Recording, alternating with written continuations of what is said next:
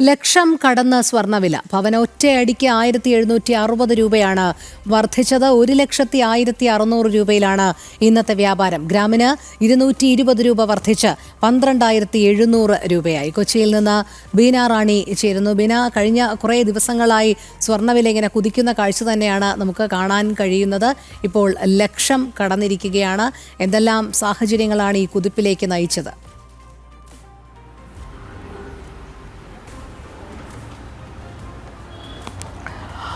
രോഹിണി, ഒടുവിൽ അത് സംഭവിച്ചു എന്ന് വേണം കരുതാൻ. അതായത് സ്വർണ്ണ പ്രേമികളും ഒപ്പം തന്നെ വ്യാപാരികളും ഭയപ്പെട്ടിരുന്നത് സംഭവിച്ചു.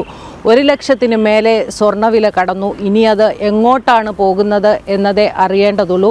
എന്തായാലും ഇന്ന് ഒറ്റ ദിവസം 1,760 രൂപയാണ് ഒരു പവന് വർദ്ധിച്ചിട്ടുള്ളത്. 1,01,600 രൂപയ്ക്കാണ് ഇന്ന് വിപണിയിൽ ഒരു പവൻ സ്വർണത്തിൻ്റെ വ്യാപാരം നടക്കുന്നത്.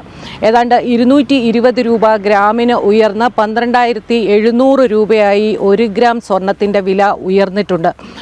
പ്രധാനമായും രാജ്യാന്തര വിപണിയിലെ വിലക്കയറ്റമാണ്. വിലക്കയറ്റമായാലും വില ഇടിവാണെങ്കിലും അതാണ് ആഭ്യന്തര വിപണിയിലും പ്രതിഫലിക്കുന്നത്. ഇതിലെ ഘടകങ്ങൾ ചൂണ്ടിക്കാട്ടാനാണെങ്കിൽ US കേന്ദ്ര ബാങ്കായ ഫെഡറൽ റിസർവ് നിരക്ക്, അടിസ്ഥാന പലിശ നിരക്ക് കുറയ്ക്കുന്നതും കൂടുന്നതും സ്വർണ്ണവിലയെ കാര്യമായി സ്വാധീനിക്കുന്നുണ്ടെന്നാണ് ഈ മേഖലയിലുള്ളവർ പറയുന്നത്. പലിശ നിരക്ക് ഇനിയും കുറഞ്ഞാൽ ഇനിയും സ്വർണത്തിൻ്റെ വില കൂടാനുള്ള സാധ്യതയാണ് കാണുന്നത്. ഒപ്പം തന്നെ ആഗോളതലത്തിൽ നിലനിൽക്കുന്ന രാഷ്ട്രീയ അനിശ്ചിതത്വങ്ങളായാലും സാമ്പത്തിക അനിശ്ചിതത്വങ്ങളായാലും ഇതെല്ലാം തന്നെ സ്വർണ്ണവിലയെ കാര്യമായി സ്വാധീനിക്കുന്നുണ്ട്.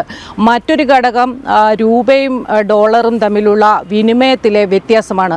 ഇതും സ്വർണ്ണവിലയെ ബാധിക്കുന്ന ഒരു സാഹചര്യമാണ് ഇന്ന് നിലനിൽക്കുന്നത്. ഇത്തരത്തിൽ സാമ്പത്തിക രാഷ്ട്രീയ സാഹചര്യങ്ങൾ സ്വർണ്ണവിലയെ കാര്യമായി സ്വാധീനിക്കുന്നുണ്ട് എന്ന് വേണം കരുതാൻ. എന്തായാലും രാജ്യത്തെ മറ്റ് സ്ഥലങ്ങളെ സംബന്ധിച്ചിടത്തോളം മലയാളികളെയാണ് സ്വർണ്ണവിലയിലെ ഈ വ്യതിയാനം കൂടുതലായി ബാധിക്കുന്നത് എന്ന കാര്യത്തിൽ സംശയമില്ല. കാരണം കേരളത്തെ സംബന്ധിച്ചിടത്തോളം സ്വർണം ഒരു വൈകാരിക വസ്തുവാണ്. വിവാഹം പോലുള്ള ആഘോഷങ്ങളിലും അതുപോലെ മറ്റ് ഉത്സവാഘോഷങ്ങളിലും മറ്റും സ്വർണം വാങ്ങുകയും മറ്റും ചെയ്യുന്നത് മലയാളികളുടെ ഒരു പതിവാണ്. ഈ ഒരു വില വർധനവ് തീർച്ചയായും പ്രതികൂലമായി ബാധിക്കുക അല്ലെങ്കിൽ പ്രതിസന്ധിയിലാക്കുക മലയാളി ഉപഭോക്താക്കളെ തന്നെയായിരിക്കും. അതോടൊപ്പം തന്നെ ഈ സ്വർണ്ണവില കുറയുന്ന സാഹചര്യത്തിൽ പിന്നോട്ട് പോകുന്ന നിക്ഷേപകർ, സ്വർണ്ണത്തിൽ നിക്ഷേപിക്കുന്ന ആളുകൾ വില കൂടുമ്പോൾ തിരിച്ച് സ്വർണ്ണത്തിലേക്ക് തന്നെ എത്തുന്ന ഒരു സാഹചര്യമുണ്ട്. നേരത്തെ സൂചിപ്പിച്ചതുപോലെ സ്വർണ്ണത്തിൻ്റെ വില, അതായത് കുറഞ്ഞ കാലം കൊണ്ട് വലിയ നേട്ടം കൈവരിക്കാവുന്ന ഒരു വസ്തുവായി സ്വർണ്ണത്തെ കാണുന്നു. അതുകൊണ്ട് നിക്ഷേപകർ കൂടുതലായി വീണ്ടും സ്വർണ്ണത്തിലേക്ക് തിരിയുന്നു. അതും വില കൂടുന്നതിന് കാരണമാകുന്നു. എന്തായാലും വ്യാപാരികൾക്കും ഒപ്പം തന്നെ ഉപഭോക്താക്കൾക്കും ഈ സ്വർണ്ണവിലയിലെ ഈ ഉയർച്ച വലിയ പ്രതിസന്ധിയാണ് സൃഷ്ടിക്കുന്നത്. വ്യാപാരികളെ സംബന്ധിച്ചിടത്തോളം സ്വർണം വാങ്ങാനെത്തുന്ന ആളുകളുടെ എണ്ണം ഗണ്യമായി കുറയുന്നു. മറിച്ച് സ്വർണം വിൽക്കാനുള്ള ആവശ്യം ഉയരുകയും ചെയ്യുന്നു.